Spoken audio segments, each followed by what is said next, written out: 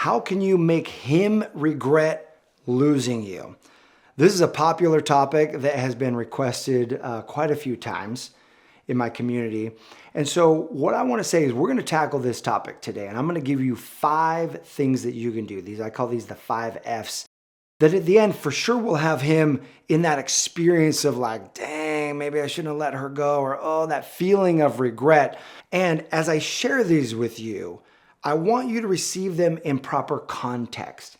Because the way for us to move forward in our love lives, the way for you to really have what you want, if you think about what's underneath the desire to get someone to regret losing you, often that's a surface level desire because we're in pain, right? You were with this guy, you poured into him, you gave him your best, you were there for him, you cared for him, and now he didn't want to be in the relationship anymore. And so you're in this like, screw you attitude with this guy.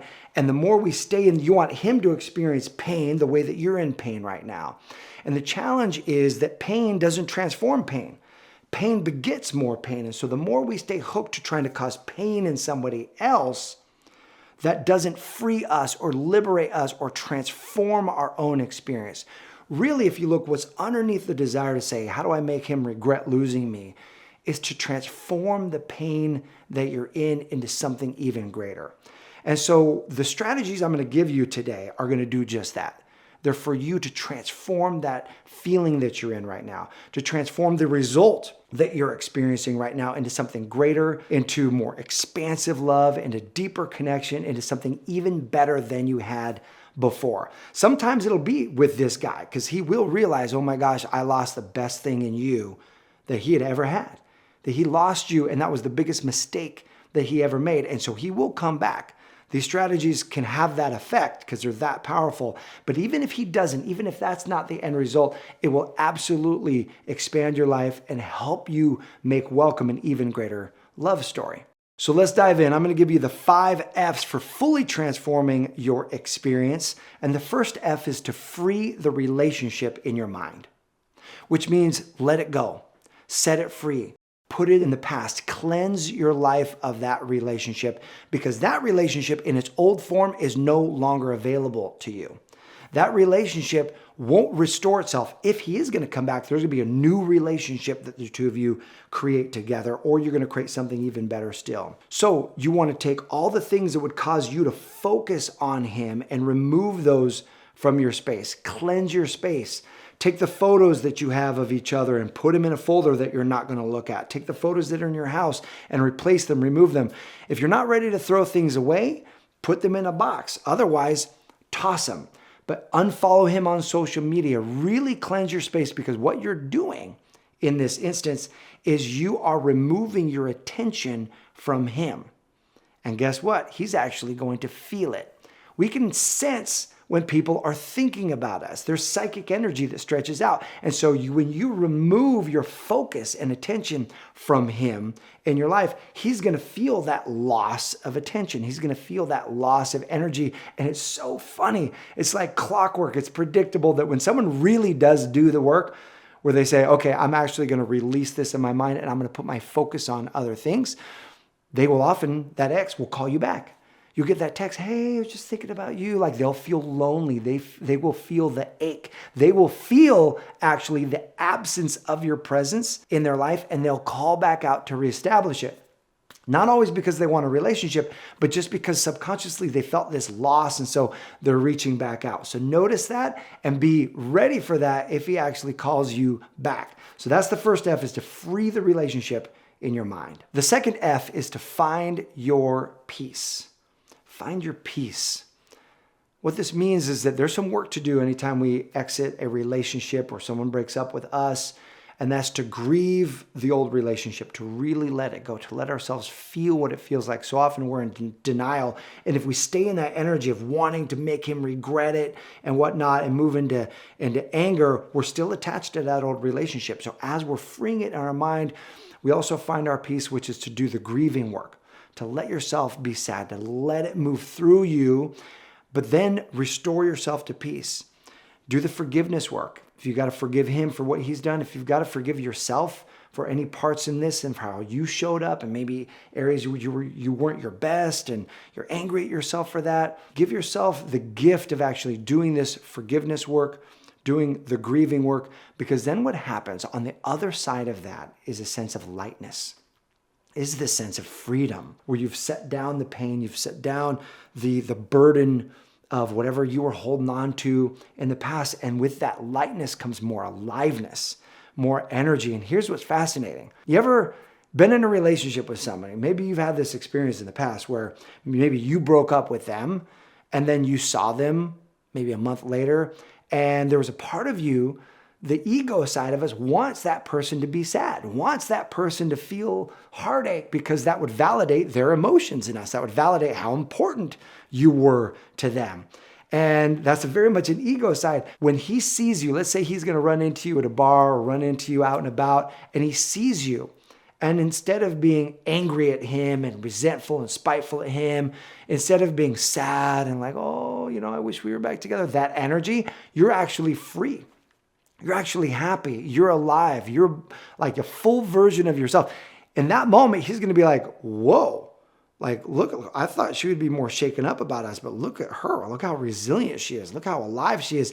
And that degree of aliveness is attractive to anybody. And let me just say, this can often be the hardest step for us to do, is to allow ourselves to grieve, to do the grieving work and do the forgiveness work. And so if you want support with this, I've created a whole program called Break Free, which is how do you break free from the blocks that are holding us back from the real love life that you deserve.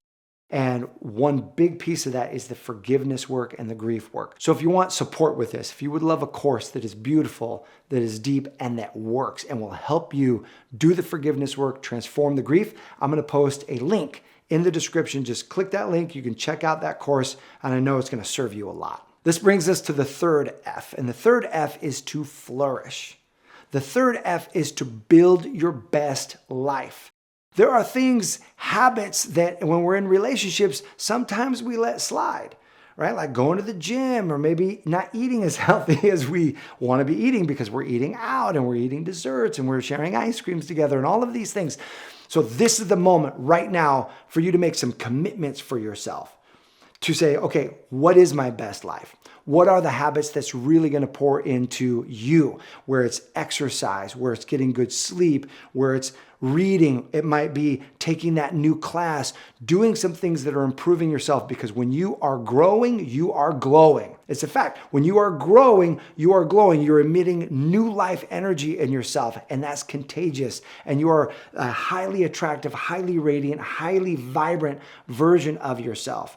So a couple months go by and you're growing yourself, you're getting in the gym, you're working out, you're feeling good, and you are radiant, right? Your body's on point, you're looking like the best version of yourself, you've got that new outfit on, your hair is done, you're looking radiant, and you're just extra confident, because when you're growing, confidence naturally unleashes. He's going to be like, holy moly, like this is not the woman that I expected, because most people don't respond that way. Most people go through a devastation like a breakup like this, and it takes them a long time to recover because they're not resilient. They don't have this kind of support in their life. But not you.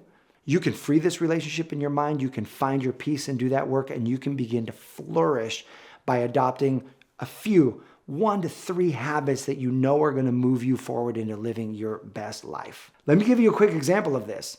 One of my coaching clients, this was part of the process that we were doing in a flourish stage, and she had gotten broken up with this guy she thought she was going to marry, and she was like, oh, just devastated. So she did the work, she released him, and then she was like, okay, my best life would be dancing. And she loved to dance, but she's just gotten away from it because her ex never danced, and it was like a sore spot in their relationship. But she made it, work. So now that she was free, she was like, okay, I'm going to dance.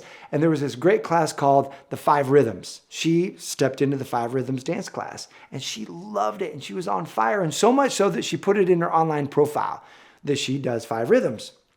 Next week, guy reads her profile, sees the 5 Rhythms part of her description, and hits her up on that. And he was like, no way.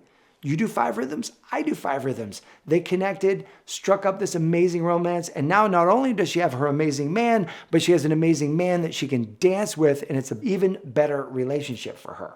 And that same possibility exists for you as well if you're willing to make a decision to flourish. The fourth F, as you're flourishing, is to finish that goal. You know the goal that I'm talking about. The goal that's been on your mind for a long time, that you put on the back burner, that you didn't have time because you're always in this relationship. Now's the time. Get that goal out. That goal may have been a book that you wanted to write. That goal may have been a trip that you wanted to take, but your schedules would never wind up. You wanted to go to Europe, or you wanted to go to Australia, or you wanted to go wherever. Could be that trip that you want to take, always that lifetime trip. It may be the business, that side hustle that you wanted to start. Whatever it is, maybe the volunteering that you've always wanted to do. But finish that goal. Pick one goal that you've always wanted. And here's the thing. Chances are your ex is going to know about this goal because you probably talked about it with him. And then when you post pictures on social media, imagine it's a trip. You've always wanted to go to Turkey. You've always wanted to go to these hot springs in Turkey. And then there you are in Turkey, in the hot springs, and you're posting photos about this online. And he sees this going, dang, she's living her best life. And man, like, look at her. Like, she actually got unleashed, unlocked, and is doing amazing now that I'm not in her life. And he's going to feel like he's left behind. And there's going to be that feeling of he wants to catch up. He doesn't want to be left behind. He also wants to be living an amazing life. And so what I love about these strategies is it really does have a dual effect. It is going to cause these feelings in him that if the two of you are meant to be together and he just needs a wake-up call, these are going to cause him to come running back to you. But regardless, maybe you don't even want him back. They're going to help you live your absolute best life. And the fifth F for fully transforming this relationship experience is to focus on the new. Focus on the new. My challenge to you is come up with a new vision for your love life. Even if that other guy is a good fit for you and he's going to come back, that old relationship isn't going to be the status quo. You're going to have to create something new with him anyway, a new way of being, a new way of relating. So create right now. This is the perfect time. You've got a blank slate to create whatever it is that you would love. So focus on the new. What would you love for your love life? Not what do you think is practical or who's out there or any of that. No, give yourself like a magic wand and say, what would you really love? And you focus on this new. Come up with that vision and then hold it in your mind. See yourself living this vision. See this possibility.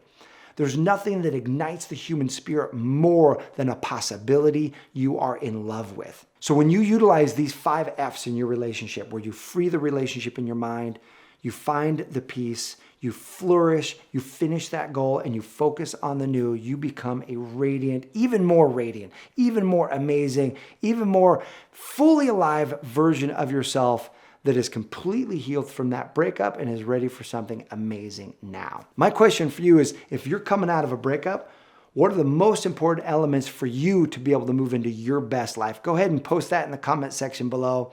I appreciate you. Thanks for watching. I'll see you soon.